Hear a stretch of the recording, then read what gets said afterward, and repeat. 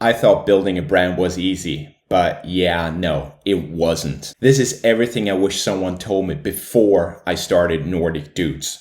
And here's a spoiler alert. Most people don't really care about your idea.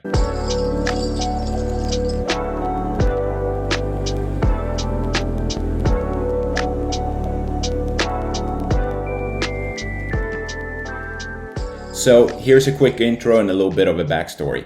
I'm building a Viking-inspired swimwear brand called Nordic Dudes.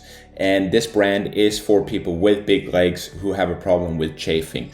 And that's a problem that me and my brother have had for a long time.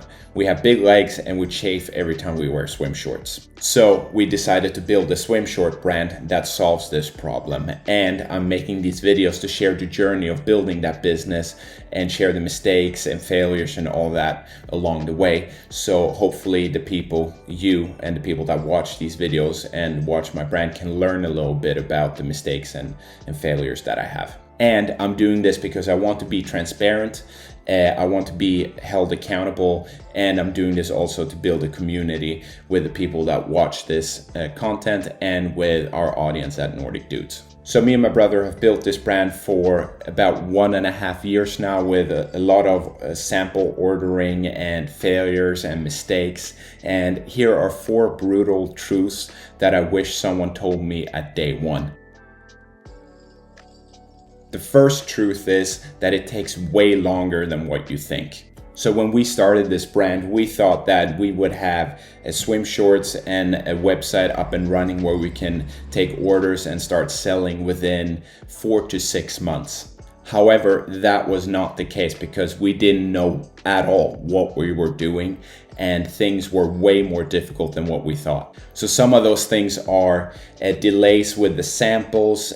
Making the samples took way longer than what we thought. When we started, we didn't even know that we needed a tech pack. So the first sample we ordered didn't even have a tech pack. And we found out we needed that, and that delayed things. Setting up Facebook ads for Nordic Dudes and for our lead magnet, and then setting up the email systems that would then start sending emails after people sign up. All that took so much time because we didn't know what we were doing, and we didn't even know that this was something that we needed in order to build an audience and a community and a tribe, so to speak. The second truth is that it's way more difficult than what you expect. So when we initially started, we thought that we would learn things pretty quickly, and we did. You learn a lot and it goes fast. You learn really fast, but learning really fast and then actually that resulting in sales and progress is a different thing. So learning ads, writing copy, designing the packaging for the swim shorts, filming content, doubt, all that stuff is really, really difficult because you don't really know if you're learning the right thing and if you're really moving in the right direction. So this creates, as I said, a lot of doubt. It creates a lot of decision fatigue where you don't really know what you're doing is the right thing. But over time, you kind of become a craftsman of all trades. So you become a CEO, you become an intern, you become a designer, a marketer, maybe even a part-time therapist sometimes. That's all in one when you're starting a business. And that has been the case for me and my brother when we started Nordic Dudes. So every day is a little bit of a battle to become a little bit better and learn a little bit more about whatever it is we're currently targeting, whatever problem it is that we're currently solving. And truth number 3 is that most people don't care what you do, and some even heckle you. So when you tell people about your idea or they see your content online, many people think that maybe what you're doing is a stupid idea or you're wasting your time and this is never gonna work and all that stuff. And that's the reality of, I think, starting any business is just the resistance and pushback you get from people around you. So examples of that could be, for example, friends who show no interest, strangers that call your idea dumb, people that comment on the content you create and say that your content is bad or not valuable. And this can kind of make you feel a little bit invisible.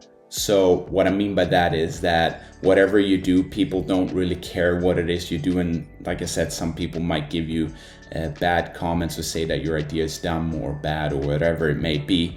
But the important thing is just to keep going and keep learning, and at using the feedback from actual audience, people from your audience or actual customers, and use that as your feedback, and not maybe your dad's comments who's not even part of the target market. And if I got $1 for every time someone said that Nordic Dudes is a bad idea, or from someone who didn't really care about our business or called our business a scam, or whatever it may be, we at Nordic Dudes would be a very profitable business. And truth number 4 is that the boring stuff is the stuff that moves the needle. So when we started Nordic Dudes, we wanted to do the exciting stuff. We wanted to do the stuff that gets our blood pumping and our heart racing. But in reality, the stuff that actually moves the needle is the boring stuff. So for example, writing our weekly emails for the Weekly Pillage, our newsletter, or tracking ads and analyzing the data from the ads, creating landing pages, doing Zapier automations, or doing copywriting and writing content for our website, whatever it may be. That's the stuff that usually is very boring, especially if you do it over and over and over again, like very repetitive. So for example, with our emails, that's a weekly thing that we write every week, and it can at times get very boring and very challenging coming up with all the jokes that we want to write in our emails and content, what we even want to write the email to be about, stuff like that. And because the boring stuff is the stuff that moves the needle, I think that's also why a lot of people quit. They don't want to do the small tasks that build on top of each other and then build the momentum that you need in order to succeed. They're not willing to put in the work. They want the event, the big thing, without putting in the work prior to that event in order to get the big sale or the big release or the big viral video, whatever it may be. And truth number 5 is that the tiny wins are everything. So one core mindset that we have at Nordic Dudes, me and my brother, is that we don't focus on the big wins. We don't focus on big viral videos and big sales and all that. We try to focus on small, tiny wins and small, tiny successes that build over time. Examples of that are focusing on getting an email sign up. So maybe one of our goals is not to get 100 email signups with one email, but just getting one email sign up. That's one goal. And then we focus on the next one, and then the next one, and then the next one. Another one is better ad performance. So we make tiny improvements on our ads so they perform better. And we make tiny improvements on our lead magnets so they are more valuable to our customers and our audience. And of course, getting feedback from our audience and customers is also very important for us for becoming better. So if we post a video and then we get a comment that gives us feedback on our video or what we could do better, we take that very seriously and try to implement those improvements or feedbacks from that comment or comments into our business and our videos. So to summarize, the focus is on making small daily improvements and then compounding those small daily improvements into massive success and massive progress.